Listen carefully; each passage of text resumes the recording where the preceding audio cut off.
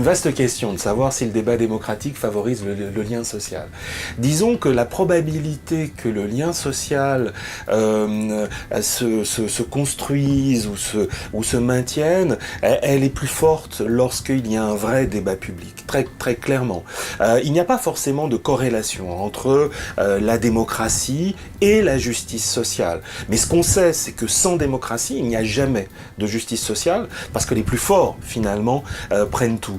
Donc, finalement, l'espérance que l'on peut avoir en développant des démarches de participation, en essayant d'inclure le maximum de citoyens dans la discussion, c'est de faire en sorte qu'il y ait le moins d'injustice possible, que tous les points de vue puissent s'exprimer, que tous les conflits, finalement, puissent avoir lieu. Mais il est clair qu'aujourd'hui, dans l'état de notre société et de profonde injustice sociale et de profonde inégalité sociale, il y a des voix qui se font plus facilement entendre que d'autres, et la voix de ceux qui ont le plus à gagner finalement à la démocratie se fait moins entendre souvent que celle des mieux intégrés. Il y a des tas de conflits sociaux, des conflits locaux, où vous avez des citoyens qui se mobilisent pour éviter que des équipements qui peuvent servir au public défavorisé s'installent. Et ça, c'est une des vraies limites de la démocratie, mais c'est aussi dans le débat démocratique que la représentation des intérêts les plus défavorisés peut se faire entendre.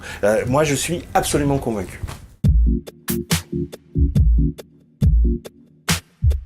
Il est clair que pour qu'il y ait une vraie participation citoyenne, qu'il y ait un vrai débat démocratique, et en particulier lorsque ce débat concerne et inclut les catégories les plus défavorisées de la population, il est clair qu'il faut du temps. Il y a du temps nécessaire pour restaurer la confiance. Ça, c'est un premier temps.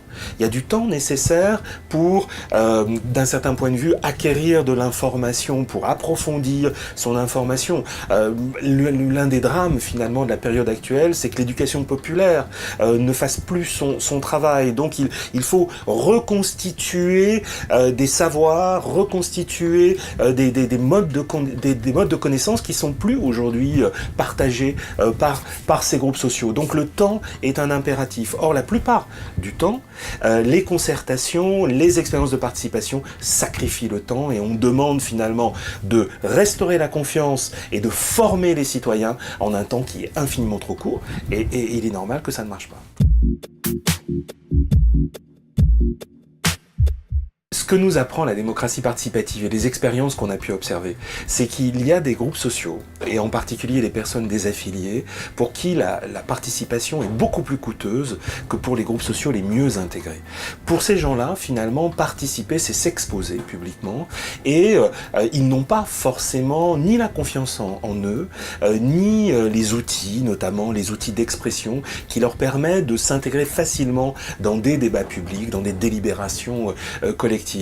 Et pour ces gens-là, il est impératif qu'il y ait un enjeu à cette participation. Il est impératif que celle-ci puisse changer leur situation. Si c'est pour discuter du papier peint du centre social, ou si c'est pour intervenir de manière mineure dans la décision publique, à ce moment-là, il ne faut pas compter qu'ils se mobilisent. Et c'est pour ça que pour ces gens-là, me semble-t-il, il est impératif qu'il y ait un enjeu à la participation.